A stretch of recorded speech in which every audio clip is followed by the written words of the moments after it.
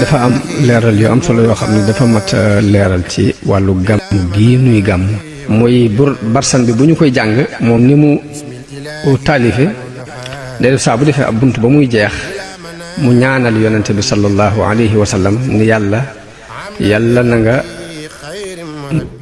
xeeñal bàmmeelam boobee ci xetu julli akub sëlmal bu bàyyi ko ci yow jamono bu ne na xet googu di bonnee ci barabam boobu mooy yonente bi sallallahu alayhi wa sallam ñaan googu nag ni mu koy waxee ci arab mooy ahatirillahumma qabrahul karim bi arfin shadiyin min salaatin wa taslim te dañuy bëgg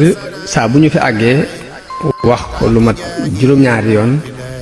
kiy jiite njàng mi wax ko nit ñi teew ñëpp it dañuy bëgg ñu wax ko bu ñu ko waxee ba muy juróom-ñaari yoon ñu wax ne allahumma salli wa sallim wa barik alayhi boo fee loolu bu ñu ko waxee nit ñi dañuy bëgg ñu baamtu ko ñoom ci lu mat ñetti yoon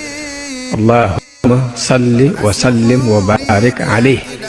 ku ne nag war ngaa jàng baat yooyu yi fexe ba boo teewee gàmmu gi nga bokk ci ñi participer ci julli ci yonente bi sallallahu alayhi wa sallam